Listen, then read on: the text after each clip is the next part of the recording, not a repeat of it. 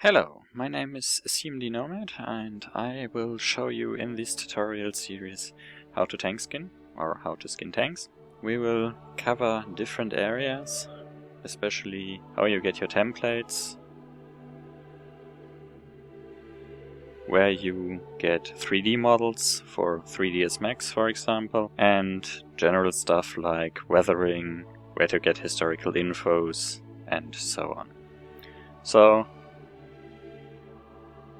in this episode I will show you how you get your basic templates from the Warthunder CDK and how you are able to arrange them in Photoshop to use them for further skin work.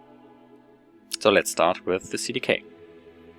Now you go on Warthunder Live, then scroll up and there is the Warthunder CDK link. Click on it and it opens. And there you are in the wiki with some tutorials and other stuff, and then you scroll down and there's the download link for the Warthunder CDK. Remember, it's only for 64-bit systems. And now click on the link. Here we are. Here's the current version with the changelog. Save it on your HDD and install it directly into your Warthunder folder.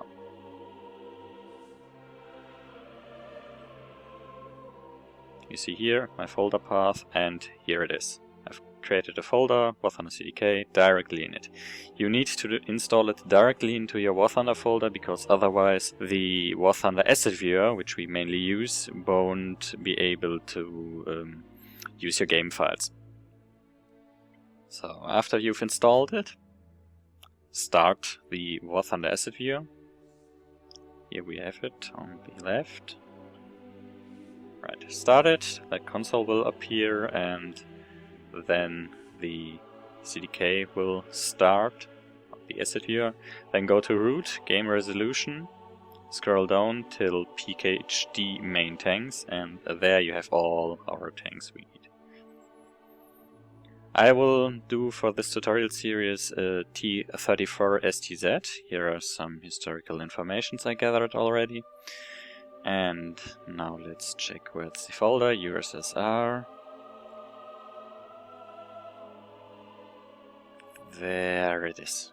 USSR T44E STZ 1942. Now what we need are the C files for the body and the gun and the turret. The N files, well, we will not go that in deep with the N files because they are you don't need them for tank skinning. You mainly mainly use them for dirt and bumps and scratches. For planes they are more or less important, or for planes they are very important, but in our case, with the tank skinning, we don't need them that much. Now, we start with the body, C and turret files. Now to download them, click on RGB. Make sure you've unchecked stretch texture to get the full resolution, and export to DDS. Export the file to your desktop and do the same with the gun and the body file. I've already done or prepared those files, so I will not download them again. And just for your info, there's a second folder with some tanks, so if you miss those in the first folder, here they are. It's German Panzerkampfwagen 2 Ausführung C, T26 and T50.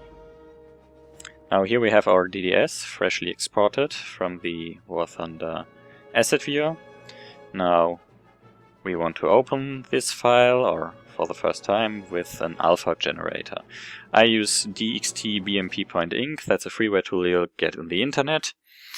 And with it you're able to generate an alpha file directly out of your DDS file. Now drag and drop it into your alpha generator and save it as dxt5. Overwrite, yes, and it's saving. I do that because my Photoshop version is not compatible with the version we'll get, or with the DDS version we'll directly get out of the game.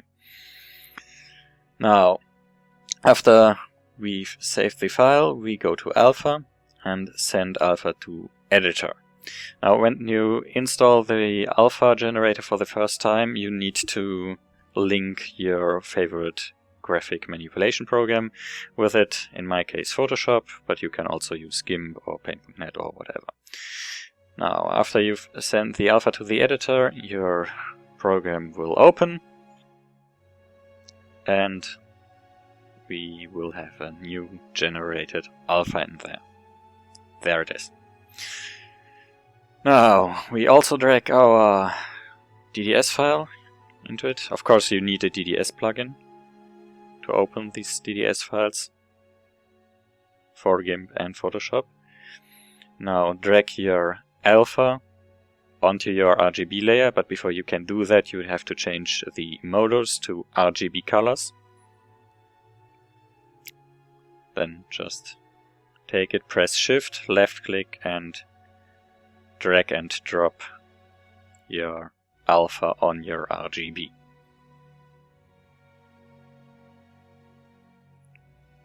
Now we can close it. No, we don't want to save it. And here we have our both layers. Now change the background to an layer, to an independent layer. Yes, new layer, layer 0, and create 2 folders. And in the last folder you create a mask.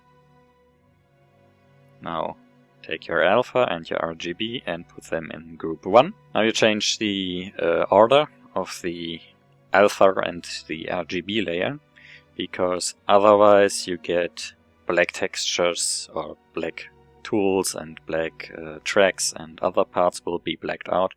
The scratches will also be black. So change it, and we want to have our RGB layer on the top layer and our alpha layer in the layer up underneath. Now after we've done that, we go on left click on our alpha layer, and we want to put our alpha layer directly in our mask. So press Ctrl left click and you have a nice little mask. Then press Ctrl C and then press Alt left click on the mask, and then Ctrl V to paste it directly into the mask. Here it is. Now we have our order, our basic template finished, and in our next tutorial we will cover how to continue from this point. Save it, save your file as a PSD. You can leave out the alpha channels, but then it wants to save it as a copy. So leave that be. Just save, leave the name, because later we will use exactly the same names in our BLK. I will also show you how to write your BLK files, and don't change that name. It's much easier if you leave the default names provided by the asset viewer. Save it.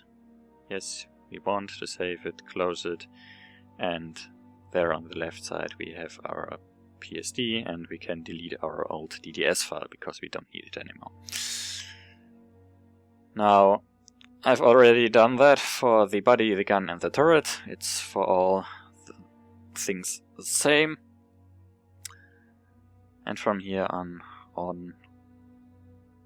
we will start creating our skin. So if you liked this tutorial, I hope you liked it, like and subscribe.